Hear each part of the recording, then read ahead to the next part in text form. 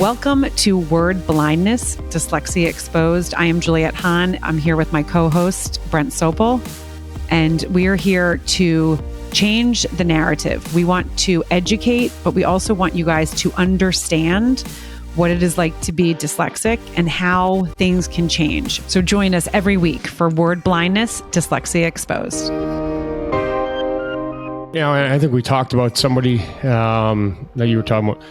They didn't want a label. Let's take the label. Right. Put that label because they didn't want to get. I think we were talking about neuropsych test, and I started a fight on Twitter the other day. I think I don't know what state it was. I don't even know who it was. Talking about they wanted to pass where kids have to get neuropsych tests. And some dyslexic reporters like, no, we don't need to do that.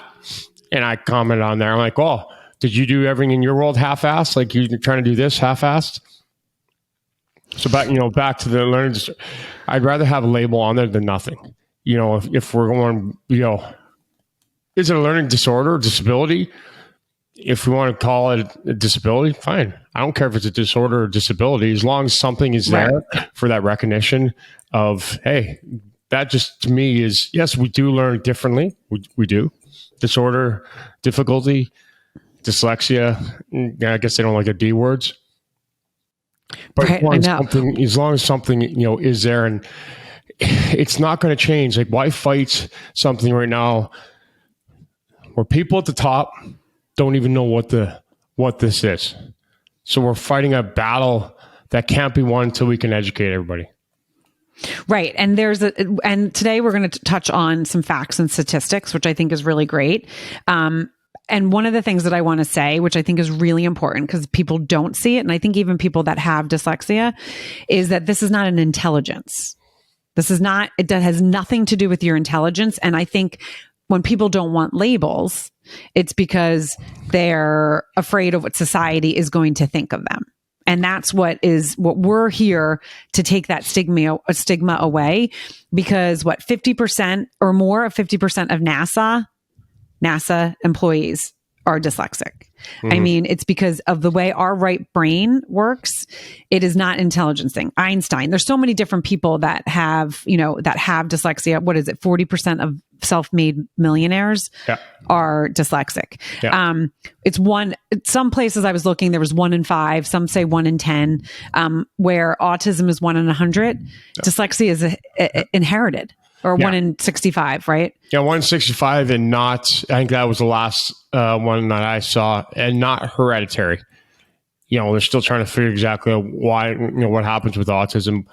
But dyslexia, 1 in 5 and hereditary. So essentially, autism could disappear if they figured out what was going on there. Dyslexia is not. Right. That's the differential of the two. And the other thing that I read that was really interesting, and correct me if I'm wrong, it says when the correct teaching methods are given to children with dyslexia, 90% can successfully learn over time. And that's the other thing that is maddening is, and 90%, again, this is a couple articles I read. There's, people there's scales, right, for everything. But if you are, and this is, again, why we started Word Blindness, is because we want to expose dyslexia. We want to talk about it. If you find it early and you are taught appropriately, you're going to remediate some of the education. Now, you're always going to struggle. Things are all never going to be easy, right? Mm-hmm. We all have to, we were just talking about, I'm writing an article and I literally can't get the words out of my brain on the paper. I can speak it, but to have it, and it's so frustrating to me because it is one of those things that I know what I want to say, but I cannot get it on paper. And if people really think about that and think about, okay, it's easy for some people, not everyone's writers, right? But like some people have, it's just when you struggle in something and you struggle because there's a reason, because your brain is wired different. It's different than, oh, that's heavy, I need to get stronger to pick up, right? I mean, there's so many correlations that we can make, but it's one of those things that if you are taught at a young age how to remediate it. It's going to make school a little bit easier. You're always going to have to work hard. But when you're not finding out why someone is struggling in school because you're not doing the neuropsych to find out all the different deficits, and I hate that word, but all the different things. Okay, are you dyscalculia? Are you just, graphic? Are you ADHD? Are you dyslexic? Like, where is it? Where is the breakdown? It's really important. And that's why we started this podcast, to really bring awareness. Yeah, if you lined up 100 people in a row, every single one of them would have different strengths and weaknesses. Everybody. And that's no different with dyslexics. We do, to that point, every single person has strengths and weaknesses. And I always say, everybody knows cancer. Stages 1, 2, 3, you always want to find cancer at stage 1. It's the same thing with anything. You want to find out early. Is it autism? Is it ADHD? Is it dyslexia? Is it anything you want to find? The earlier you find it, the easier it ends up being. So, it's not even dyslexia, anything in this world.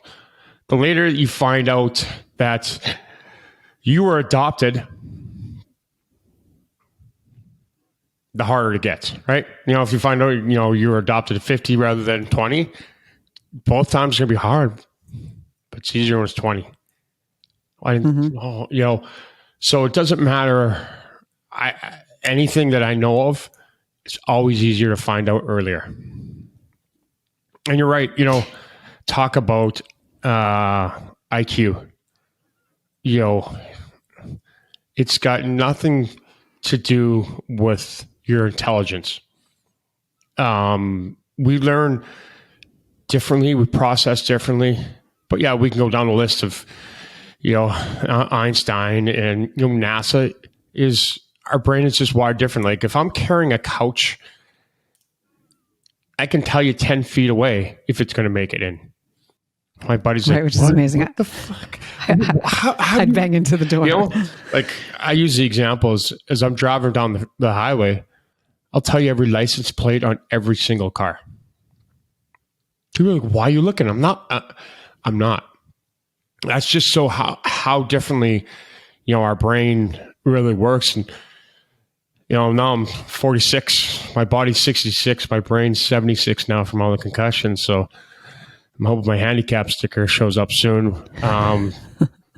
But it's really, just really recently, coaching hockey to find out how really different we are and our brains are, as I'm trying to teach kids what I see. And I had a coach the other day tell me, like, for the first month, I had absolutely no idea what we were talking about. What? I just said yes because I figured you knew what you're talking about. So I always say our life, as I'm coaching, it's one big giant puzzle.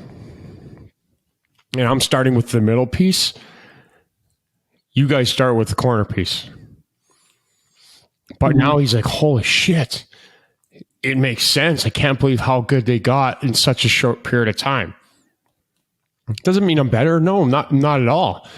And the one line I say every single day when I'm coaching, I coach this way because I struggled, not because I made it. And a lot of teachers or doctors, there's no such thing as bedside manners because they've never been in that bed. Most teachers taught because they're good in school. They went into education, right? Because they were good. They were good. It came easy. You had to because I fucking hated school. You want me to go back to school and to continue going to school? Shoot me. But I'm the one hiding underneath the desk. Don't ask me. That wasn't you guys. So you've never been in our chair. Take thumbtacks and, put them upwards in a chair and sit in it. See how it feels. That was school every day for us. So you've never been in our chair. And most of you don't try and understand what it's like to be in our chair. I think that too much of this world can't put themselves in other people's shoes. They're too, as people call it, stubborn or hard-headed or whatever you want to call it, and you'll never understand our shoes. You just have to understand that we all have strengths and weaknesses, and sitting in that desk is our weakness. Yeah. And you know what? And I think there's a couple different things. I sent you, there was something my dad sent me, and it was about the woman, and her name was Juliet something, but she was in the 1930s, couldn't sit still, and was brought to a doctor because they're like, there's something wrong with her. And the doctor said, I'm going to put music on, and I'm going to, not put this together completely the way it was. But he basically said, you need to take her to dance. And now she's, wrote Cats, Phantom of the Opera, but she learned different. She couldn't sit still and learn. And that's why, again, the neuropsych is so important. And that's why traditional public school is so harmful for people like us, because it's not made to sit in a chair and sit and stare and listen. And when we talk about it, I remember so many times where I would look around and be like, oh my gosh, okay, everyone's taking their paper out and working. What did I miss? I was listening. I was really listening. What did I miss that teacher said? And it was constantly, right? You got to focus. And the more you focus, sometimes the more it doesn't process. Go ahead. I know you have. I just wanted to touch on, if Tommy is standing in the back corner spinning, is he hurting anybody? Right. Is he interrupting that class? So why the fuck can he? Why does he need to be sitting down? If he's interrupting, absolutely, 100%. Right. Tommy, sit the fuck down. I've done this with the Y program hockey.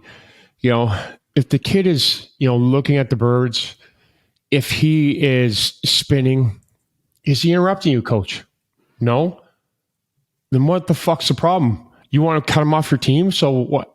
Teacher, then why can't he? To your point, like, we can't, and some of us can't sit, no problem.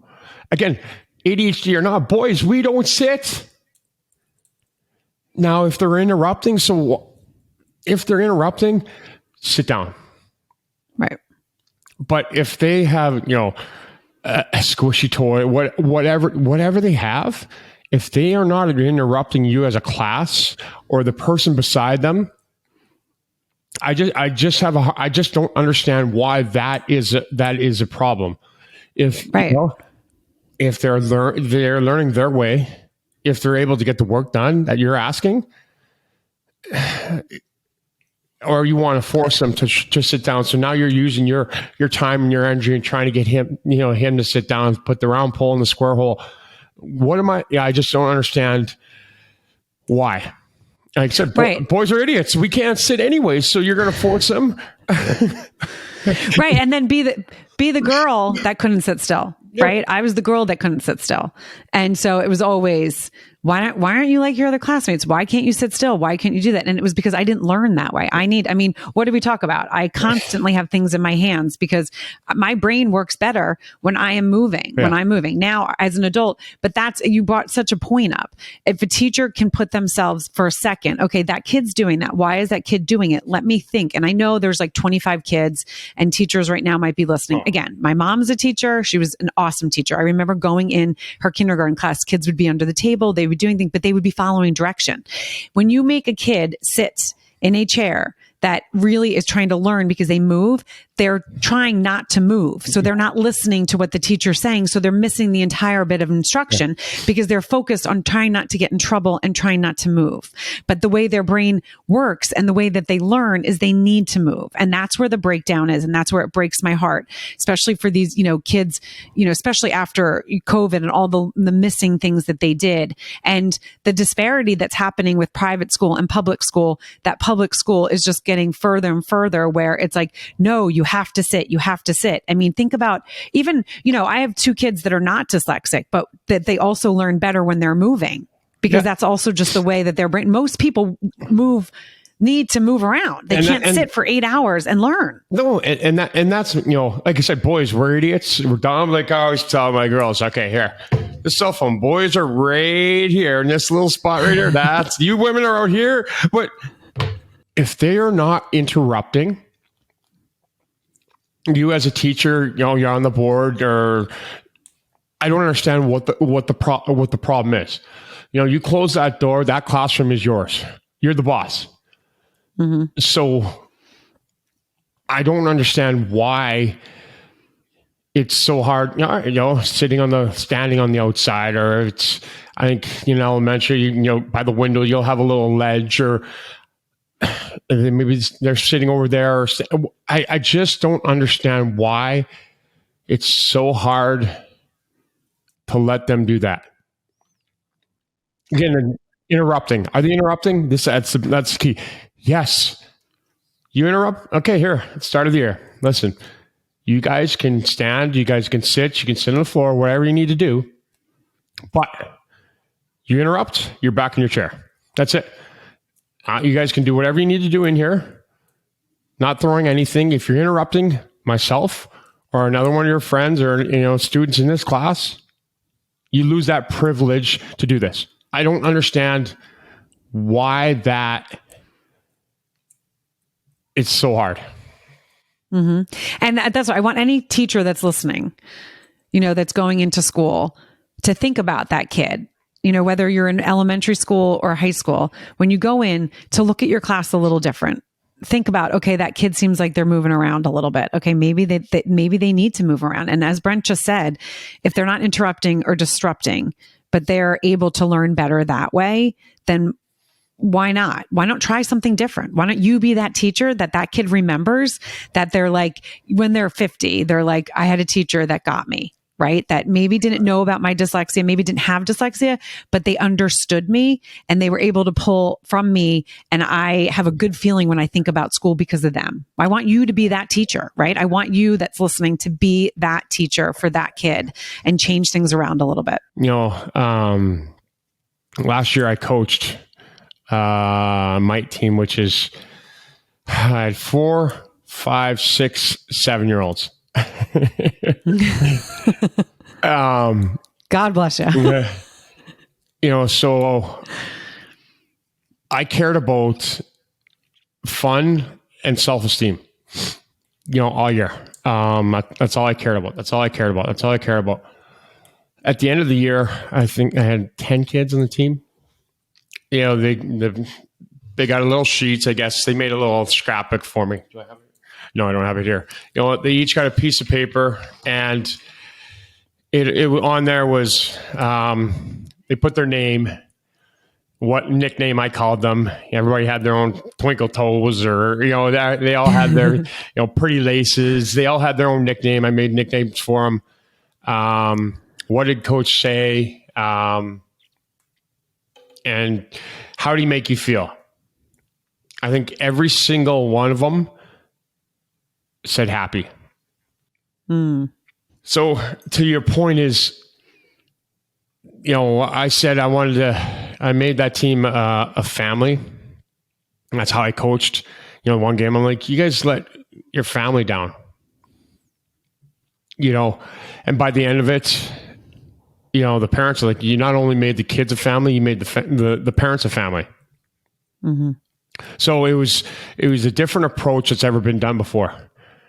That some of them had kids that have gone through hockey, and they're like, what I was doing, was completely different. But by the end of it, every parent couldn't have been happier. Still talk to a lot of parents, still coaching some of the kids now. But it was different. I took that approach. So to your point is, as a teacher, they'll never forget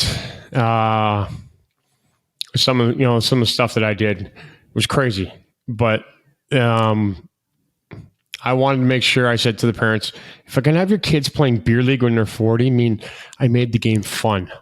They enjoyed it. So back to your point as a teacher,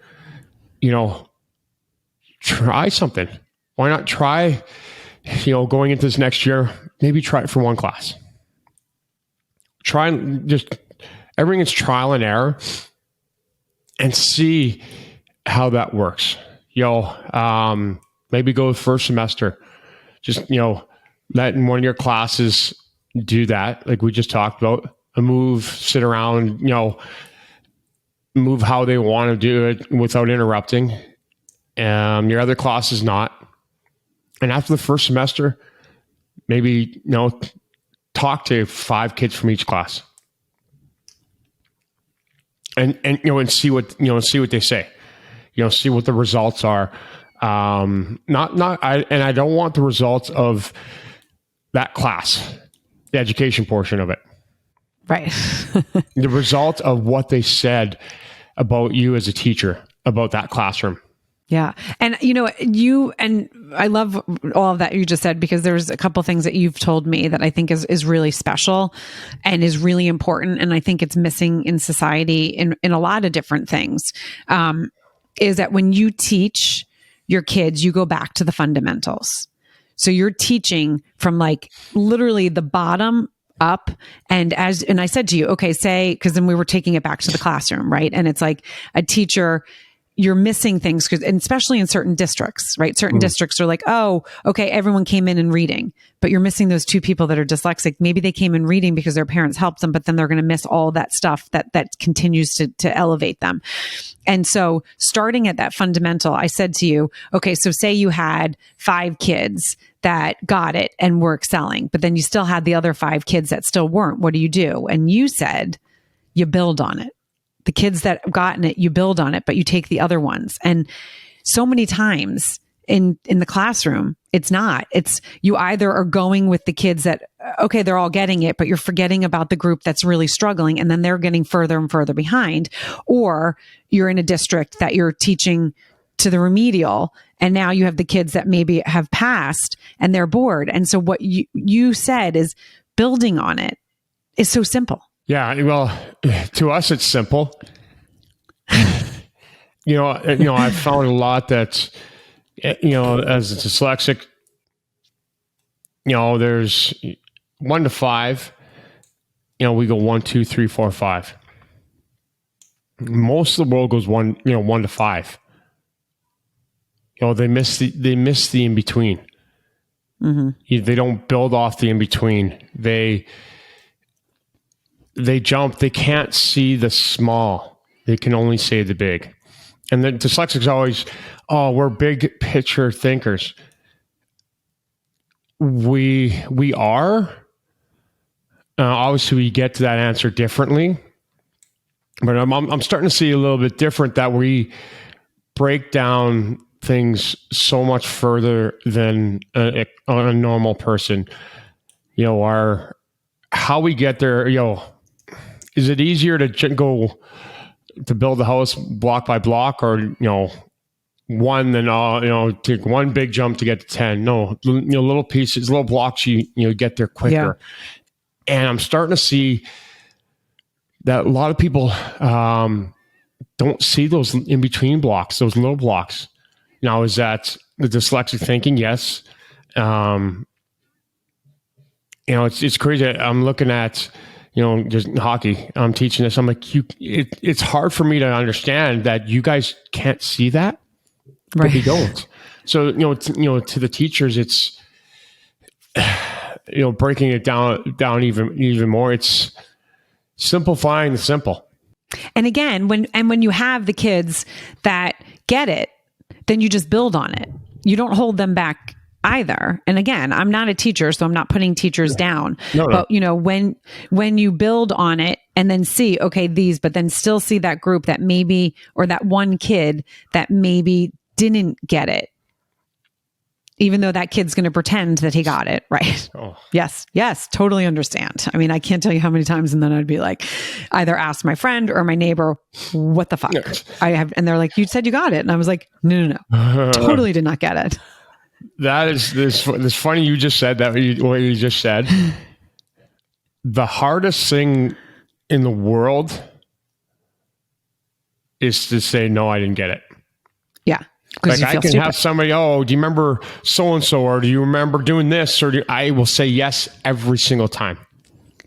Yeah. Then I'll hang up the phone or walk on. No fucking clue. Zero clue. Zero. So that is just now a portion of my answer. Like, yeah, every time. So it's funny, funny to say it. But the other one was when I coached this year, everything was fun. Fun. Self-esteem. If you don't like being somewhere, if you're a postman, if you're a firefighter, if you're a nurse, you're not going to learn. But if you're having fun, and that's what I did in the end. It's like everything was fun. Everything. I was tripping the kids and hit them in the head and playing around and dancing on the bench. It was always fun. I remember one of the dads of my team said, no matter if we lost if we lost, by the time he got into the dressing room, the kid was smiling and laughing. I didn't care, But if you're just think of yourself, if you hate where you are, guys, just remember, being at the mall, carrying bags for your wife, how much you hate being there. You're not learning at that time. And when you're at Home Depot going, damn, why the hell am I here with him? You're not learning. But if you're having fun wherever you are, you will learn. And you stay curious. Well, and that's what the fun makes it curious to me. Mm-hmm. If you won't be curious if this isn't fun. Take a thumbtacks in the chair. Oh yeah, that I'm curious. Can I sit in that again, please? Teacher, can you have that back in my seat tomorrow again to you? Oh, cool. I'm excited to come back. Sit in those thumbtacks. My ass. The curiosity and fun go together. Like, because you will learn. Mm-hmm. No, and it's so true. And one of the things that I think that, again, is very fascinating because, and what we're saying is it's not easy to be a teacher, and we're not putting teachers down. And we also, again, want to really state that having a learning disability is nothing to do with IQ, but there's times where you have to take tests, right? I'll never forget when you take the neuropsychs and you do all that, or you have to take an IQ test. If you're not a good test taker, it's also going to be very interesting how it all comes out. And that's, again, as a parent that has gone through it, not only with my own dyslexia, but then as my son, knowing he's not a good test taker. And if you're going through the school to do things, it's just the knowledge that we want to do with this podcast is just educate, but also make people think and ask questions. Yeah. And so there's so many things, right? So many layers. Teachers are not making fun of anybody at all. I know you guys don't have dyslexia, so it's just trying to give you the education and the understanding of what's on the other world. And the test takers, oh my God, my daughter, I study all night long. I can't, to find out if that is true or not, take a portion of that test and hand it to the kid, get them to do it, bring it back to class tomorrow. Yeah. One of the things that made me crazy is because I think I shared with you, my son is very auditory. So like he can really understand something, but then he can also communicate it. He's a little bit like me where we can't get it on the piece of paper. And I remember, and they never did it in public school. It was a fight that I was just like, I made myself a little bit crazier than I already am. But I was like, okay, if he's really good auditory, why can't he just give you that test verbally? Why do you need him to write it?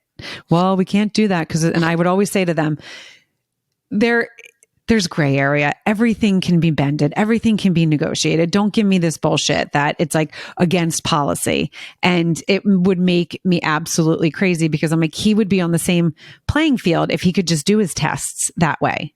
But when you are a poor test taker and you're literally mostly all auditory, but everything you have to write, or that it's this whole disconnect. You're going to get a bad grade. You're going to fail, and you're going to look like you didn't study, or you're going to look like you didn't know what you're talking about. But then you ask them, and they can literally tell you all of it, and you're like, "Well, what the fuck?"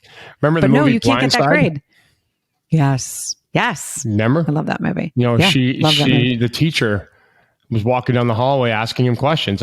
She's the one that kind of broke the camel's back, you know, with him. And that's a true story too. Yeah. I love that. I love that movie. That's one of my favorites. You know, when walking down the hall, I think it was, you know, she was asking questions and she walked back in and said, he gets it.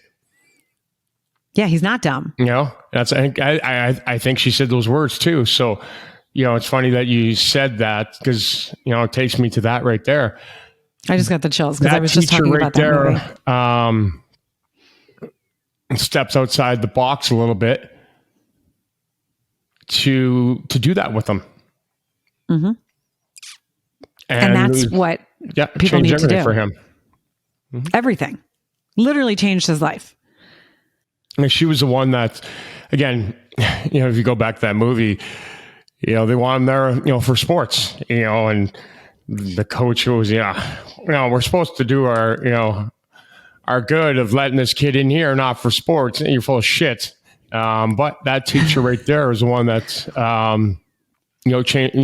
the life for, you know, the path and, you know, for not only him, but, you know, for many others. But, you know, she was able to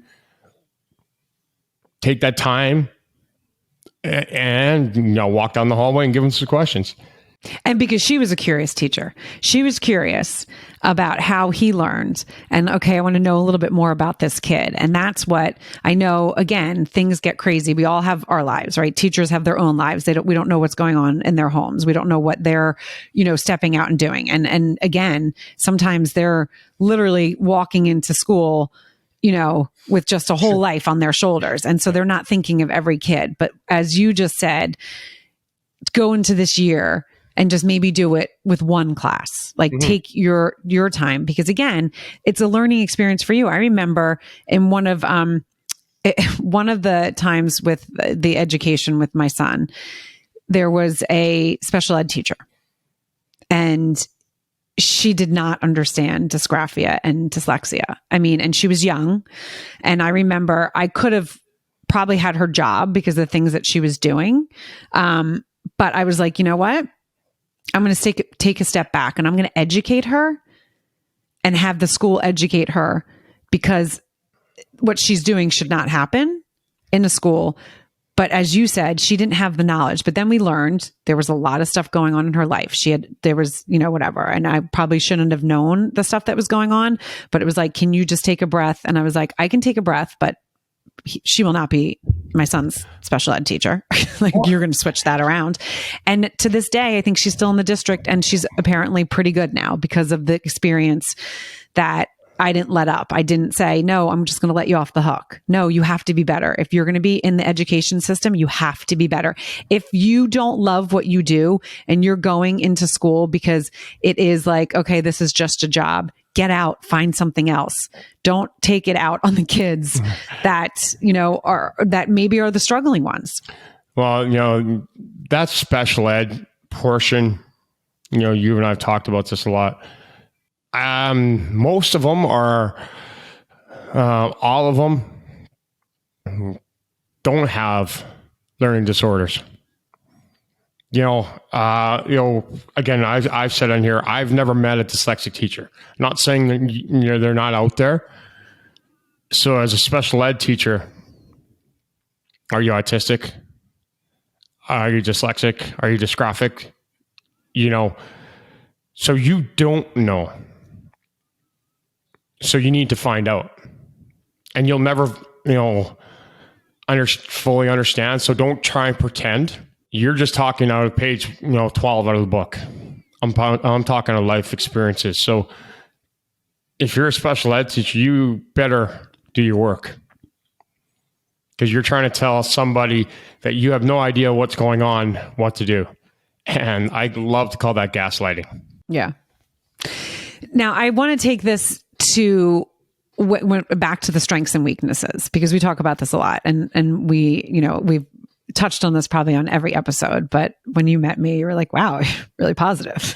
You're really positive person. Now, yes, I was born positive, but I have also really found my strengths, know my weaknesses. I know my weaknesses and I've learned from my weaknesses. I know my strengths and I feel like I've built off of that. But we've talked about something really interesting when you played hockey, that your dyslexia really came into effect on how you saw the bigger picture, how we touched on that before, the bigger picture, the bigger picture thinking.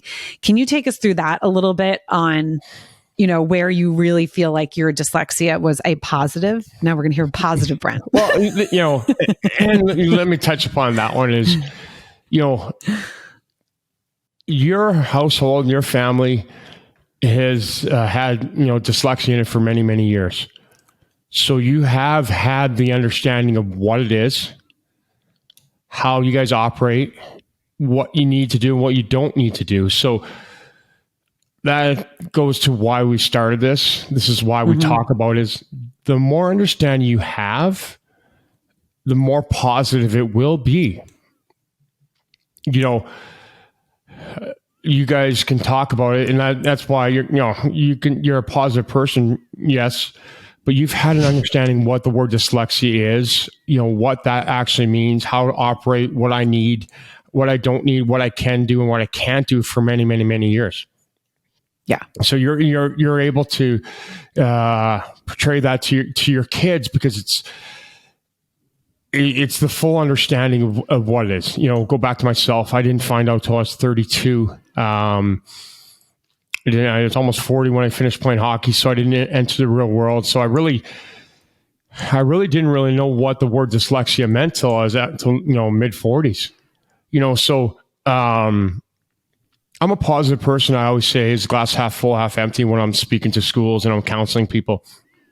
So when I talk about my negative side here, it's because there wasn't a lot of understanding in my world what dyslexia was. Moved away from home when I was 16, so I've kind of done all this alone. My ex-wife didn't have it, didn't want to find out what it all meant. So learning it through my daughter and through the foundation. So that's why you're more positive on it, because I'm still swimming in the negative of I wouldn't say the negative, the understanding of it all. Right. And to touch on that too, and then we'll get into the hockey, but it's so true. And that's why it's so important for the knowledge of it. I didn't, again, it was talked about in our family. There was never labels, but it was like, okay, you struggled, dad struggled, this and that. But again, you were kind of pushed through school. In Canada, it was like, you're reading here, we're just going to push you through. Yes, I had classes that they passed me, but I also wasn't let off the hook in a lot of things. I mean, I had terrible grades.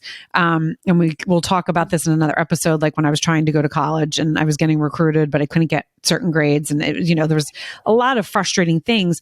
But for you, it was like, you were reading at a certain level and they just pushed you through because of who you were. And that has to give you dings of like, okay, I guess this part doesn't matter. And then as you become an adult in the real world, leaving professional ice hockey, which was all you did, there's so many levels of fucked up ism there anyways. And then having to go into the real world being like, okay, but what are my skills? No one ever gave me skills because they just were like, oh, you're going to play hockey, and never really like kind of gave you that foundation, which is heartbreaking. I mean, I've said that to you, like that, like kills me because I hate that happened. I hate that it happened to you. I hate now that I also know you, like that really pisses me off because it's like, I wish someone would have stood up for you, but then also you missed so much education. What would that have done? Right. So there's, you could go back and you can't change things because it is the path. And you got some hardships too, but again, inside that house, you didn't have and when I say you didn't have hardships, you had, you had the understanding of how you learned, how you didn't, so you didn't have that, brick on your shoulders, and right. Growing up where I grew up, hockey's number one. They pushed me through. I don't even think the understanding for all those teachers what dyslexia was, or why I was reading that way, or why I was struggling. So, that's again why we're here talking about it, so that it's an open conversation and there's an understanding around the world what it is. That's all, you know. And people don't have to be ashamed, because we talk about that, the shame. I mean, I still, even as an adult woman, you know, I talk about it, but there's times where, like, you know, I'll send an email out, and even though I check it 3 times, I'm like, oh my God, I just sent that to the school and I misspelled like 2 things. Okay, well, but you know, and it's those things that, yeah, you still have that shame a little bit, but you have to and that's why we're trying to change the narrative. So kids you're going to have certain situations where, yes, you feel less than a little, you feel a little dumb. But as you said, I had that positive in my family that was like, okay, you didn't do that well, but look at all these things that you did well, right? These are your strengths. These are your strengths. Let's focus on the strengths. And that's kind of how I have kind of raised my kids too. Like, yeah, we all have weaknesses, and we need to acknowledge those weaknesses, because those weaknesses are actually really important. And when you get into the real world, if you can have people supporting those weaknesses and you just go off on your strengths, it's limitless, right? What you could do. And I'm still kind of trying to figure out what those strengths and weaknesses are, because it's all new to me. Right. You know, this portion of the real world, like you said, email writing, the real world. I didn't really enter the real world till I was 40. So what you just said is exactly right. And I'm still trying to kind of understand and learn what mine are portal to the rest of the world. So I'm doing something now that you did 30 years ago. Right. You know, so I think that's, you know, for the listeners, a big portion of why, you know, this kind of stuff we talk about, the positive and negative side. Obviously, you know, the positive side, the one thing I knew is I worked harder than anybody. Right. You know, so I played hockey as long as I did, you know, because of that. Actually, 18 years, right? You were 18 years pro and you for 18 years. Yeah. Over 1,000 games, right? Over 1,000 games, pro games. Over many countries, you know, around the world, you know, but people are like, how'd you play with your back out of place 50 different times and broken bones, and like my screw in my elbow is poking out of my skin almost right now. Right. The fear of the real world was so much greater than the actual pain. There wasn't anything I wouldn't do to play.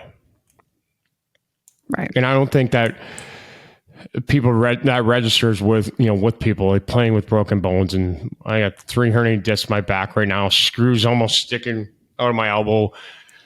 That's how greatly the pain was. And that's why. And that's how much your fear was. Oh. And that's how much your fear was. And that's what I think people need to also think about. I mean, I've talked to you about this, about professional athletes. You know, whether you have dyslexia or not, leaving what you've done your whole life and what you love is never going to be easy. And then when you couple it with what you went through, it's just, you know, it's a storm ready to happen if you don't have that support system. Well, I tell people is I was told where to be, when to be, and how to be for 40 years. Yeah. Don't go to school, drop you off, what time the class is, what time the lunch is, what time is this, what time is that, bedtime, you know, going up, what time's practice, what time's the game, what time's the plane, what time's the bus. For 40 years, I was told where to be, when to be, how to be. Now I'm not. What the fuck? I had no idea, lost. You know, again, if you go to college, you know, you enter the real world, what, you're 21, 22, 23 years old, and figure it out. Your bumps in the road when you're, you know, early 20s are a hell of a lot easier than your early 40s. As you talked about, right? You know, so now here I am, learning disorders, no education, no work experience, entering this real world where I had nothing but people lie to me. You know, whatever you need when you're done, let me know. I'll help you out. They'll lie to me. So here I am doing what you guys did in most of the world when you guys are early 20s, minus the work experience, minus the education, and minus, you know, the degree or whatever you have. I'm doing it when I'm early 40s going, what the fuck? And without support. You didn't have the support. And that's, I mean, and that is what, again, if someone's listening to this and can think about that kid that's little, and maybe they can change that trajectory, whether they're great at sports. Like that's the thing, I was told all the time. And we said, I obviously didn't go professional, but I played in college, and I was just told I was the dumb girl jock. And that sucked. Wow. Like, oh, you're good on the sports field. If you would just work harder and do it in the classroom, if you focus like you did on the sports field. And it's like, okay, but that's not my own worth. And I really, for many years, when I went to college, I was like, oh, I'm going to study corporate fitness because I'm good at fitness and I'm good at people. And I had to take anatomy and physiology. And I was like, holy fuck, I'm not doing this. And I was like very close to dropping it. Sports always ends. You're one injury away from never making it. And let's totally. Let's be clear. I'm less than 1%. Right. I think they're talking about in the Stanley Cup. There's a group that's won it 3 times, 4 times, 2 times, 1 time. I'm like, I think somebody said less than 1,000 people won it 1 time. So I'm one of 1,000 in this world. So people think they're going to get this big contract and my kids are going to go pro. I'll give you an example. If you play pro hockey, if you make the NHL for 5 years, you're not coming home with $1 million in your bank account. So guess what?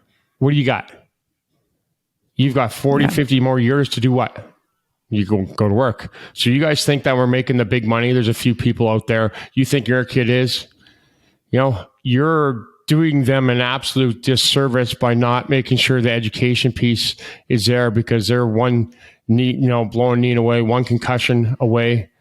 And the chances of that kid making it pro, I think you have a better chance when you're lightning strike, you're getting hit by lightning. So if you love your kid, they're going to be the complete package, education too. And that's important. And that's coming from someone that, hated school. You hated school. I would never put my kid anywhere but make sure your only goal right now is to go to college. That has to be your route. That will be your route. We're going to make that your route. Because you're going to use that education piece 1,000,000%. It doesn't matter, if you have $100 million in the bank, when you retire, say you retire at 30, you need a purpose to get up every day. Yep. Now, is that running a charity foundation? Okay, maybe it's going to go back and work as a coach or work as, part of that organization that you're at. Great. That education piece is going to be used there. Now, will that sports piece be used? It's one injury away from never using it. And you, go ahead. And in the sports world, it's nothing but ego-central assholes. So where do you fit in there? Yeah. And the thing that you said, which is really important, is that it's the purpose part. It doesn't matter how much money you have. And that's where, people will say, oh, money buys happiness. I think as a world, we know that that's not the case, because you have to have purpose. You have to be doing something you love. You have to have passion. You have to have the curiosity. You have to have that, you have to be doing something that you feel that you're serving or doing something, that you have a purpose. And when you go from different pivots in life, and we talk about this, whether you're a professional athlete, whether you're a mom, whether you're, a janitor, whether you're a CEO, whether you're a president, if you don't have purpose in life, you're not going to be living the best life that you can. And so again, what brings us back as to why we started Word Blindness, Dyslexia Exposed, is to get the knowledge of those kids that are young, the kids that have the learning disabilities, the kids that are struggling. Let's try to get them where, okay, we understand why you're struggling. Let's get them that education, so then they have a chance when they get older to be able to, was college easy for me? No. There was many times where I was like, oh my gosh, I'm going to fail, until I changed my major after that anatomy and physiology, because I was like, I'm not taking any more science. Science and math are like the bane of my existence. I went into communications, and that's where I found my strengths. I was really good at stuff. Never thought I was creative, even though I was making movies. I was a DJ on the radio. Well, now we laugh about that, right? I'm actually really creative, but because in 3rd grade, as we've talked about in other episodes, I was one of the only kids that didn't go to gifted and talented. And it was told to me it was the creative, even though I had to go read the Blue Dolphin, Island of the Blue Dolphin. I didn't take it as I wasn't a good reader. I took it I wasn't creative, so I couldn't go there. And it's those little things that pile up that you tell yourself. And even though I was a confident kid, even though I did struggle, I was confident because I had some of those strengths. I was also just kind of that kid that maybe lived in her own world. I was confident. But as my mom said, sometimes you shouldn't have been as confident as you were, but I was.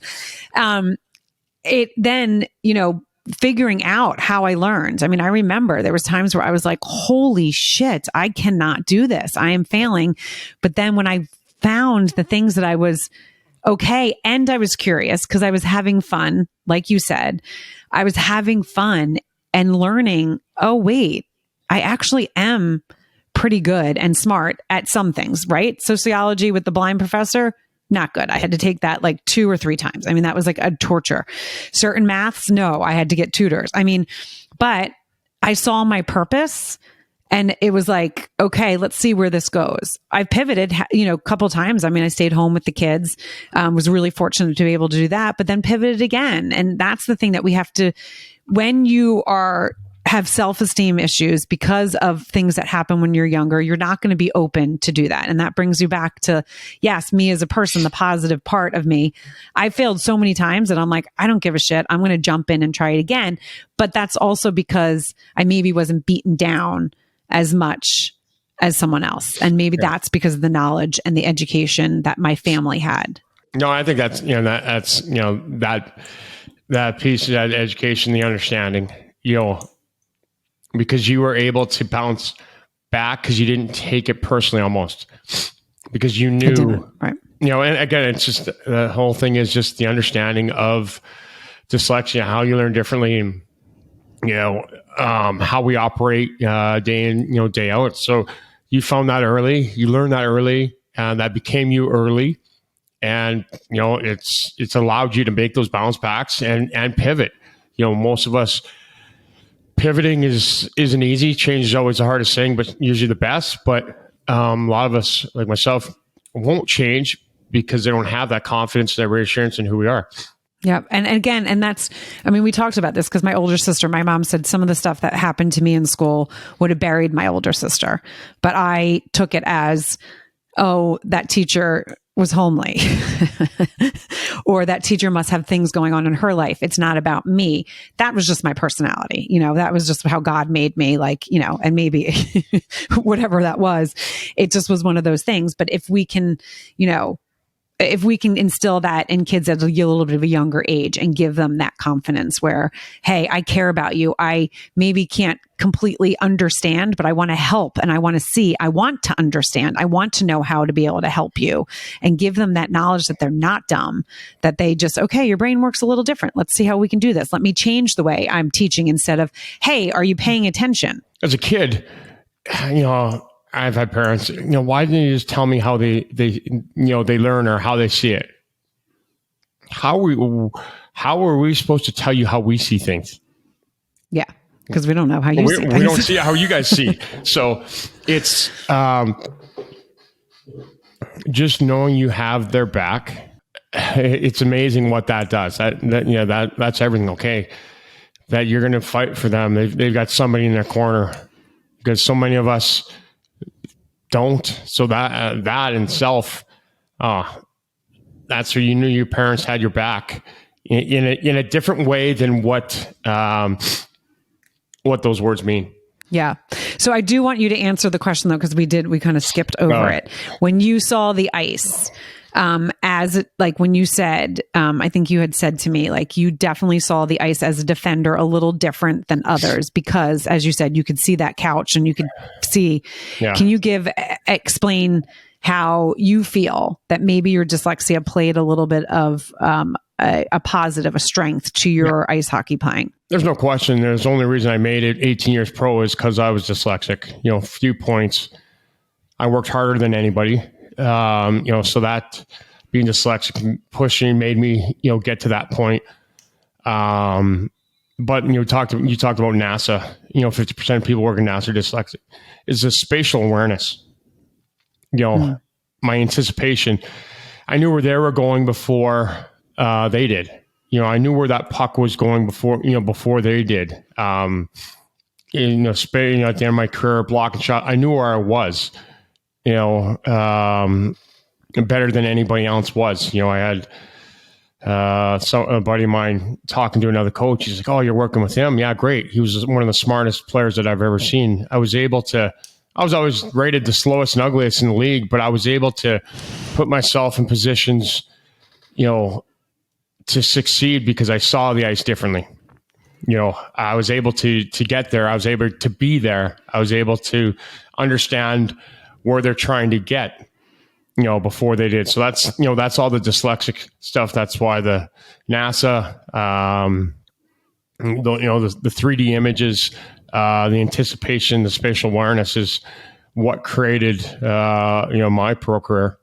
Yeah. And it's interesting because I remember even again, we talk about the strengths that, everyone has strengths and weaknesses. And a lot of times when you have really big weaknesses, you have really big strengths. We talked about with blind people, their other senses are stronger. With dyslexia, it's the same thing. There's certain things that we just have a little bit of a stronger, and it kind of shows different in everyone. Yeah. But athletics, I know a lot of people that I have talked with in my world, obviously because it was part of my world, but that we do have a strong, we are, at moms are like, "Oh, my kid's really struggles dyslexic, really good athlete," or, a really good artist. I always find that really interesting. Because I can't even draw stick figures. So I don't have that. That's where the creative part came in. But it's really interesting because there are some sports that I know, raising a son that was dyslexic, I remember they'd be like, "Oh, this is not the best sport." Soccer was one of them, even though my kid did excel in that.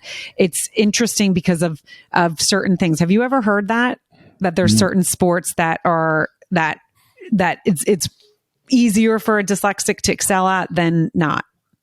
No, I can see your face. No, I've never heard that. And yeah, whoever said that, they're not dyslexic because they have no idea what they're talking about. Right. It probably was an article from a non-dyslexic. Yeah. Fucking moron. Kobe Bryant's dyslexic. Okay, so now we got basketball taken care of. I know some other people that are dyslexic that it's private, so I can't say it, but it's obviously one, work ethic. Right. The working hard. So it doesn't matter what sport that is. You talk about spatial awareness. So, we'll talk about obviously basketball, be able to, separation, be able to, hit the hole to take the ball to the basket. You talk about football. If you're a running back, to find the holes. If you can run a good route, if you can see how players are unfolding before they did. Because I've got a quarterback I could tell you who is dyslexic and one of the best in the world. So it doesn't matter what sport. So whoever wrote that's a complete idiot. The hardest part for me would be football because of all the plays that you have to remember. Right. It's 4-2, 690, 10, 45. I have no idea what the hell you just said. So here we go. So to me, football, obviously hate football. It's boring as hell. You guys aren't the best athletes. Come try me. I don't know how you can... Oh, now we have sports. Now here please. I don't know how they can sit there all day and remember all those plays, because I can measure something, and by the time I get to write it down, I have no idea what I measured. And I got to go back. So there's no specific sport that won't just can't excel at. No, it's just football. The fact that they have a playbook, that thick that you have to memorize would be a lot harder. I would have been like, "See ya." I'm not sitting here. Right. Hockey, we do a lot of video and draw things on the whiteboard. Thank God, so I could see it because Sam drove 10 miles. No fucking idea how far Sam went. So for me, right.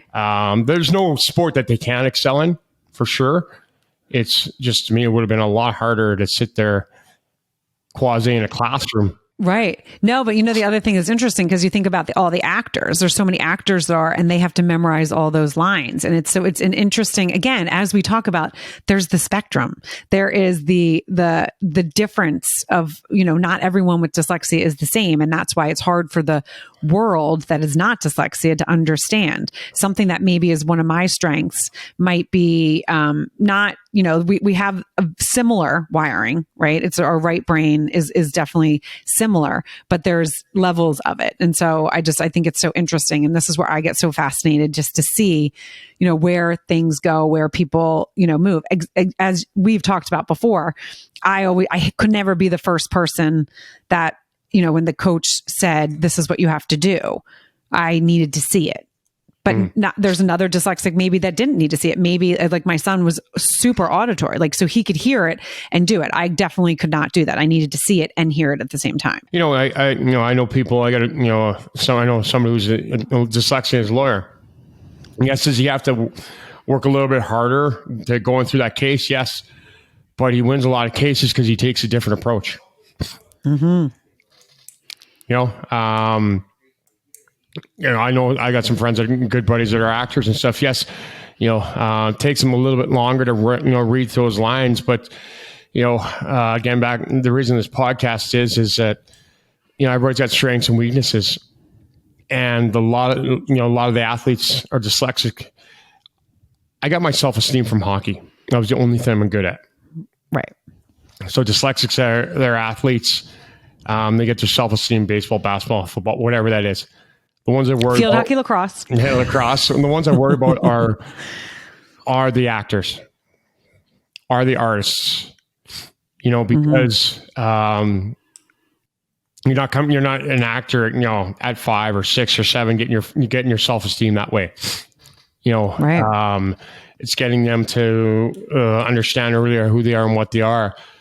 Because they don't have that athletic ability or get their self-esteem that way. So those are the ones that I worry about getting a hold of them quicker and turning them on the positive side quicker because they don't have that sports at a young age. And that's so true because that is, and we talk again, that's what we talk about so much is finding that self-esteem, finding that thing and talking to parents. Don't just keep tutoring. Don't just be like, we're tutoring. You are going to miss out on all the things that you're good at because that's not going to help your kid. It's not going to help your kid because, as Brent said, you have to have fun in something. You have to look forward to something. You have to know that you have strengths. That's what got me through life. I was always picked first, in gym class. I was faster than all the boys and the girls when I was younger. But that was okay. I didn't read as fast as you. I didn't go to gifted and talented, but take me outside and I'll run circles around you, get me into dodgeball and I'll win. I mean, there's all those things and it sounds silly to someone, but it wasn't. It was where I was a different kid in the recess and in gym than I was in the classroom. I was respected in gym and in recess. And, video games. Obviously, that's a different world nowadays for kids, but to that parent, is your kid dyslexic? Now, is that video game, my hockey, your lacrosse? Are they getting their self-esteem from that?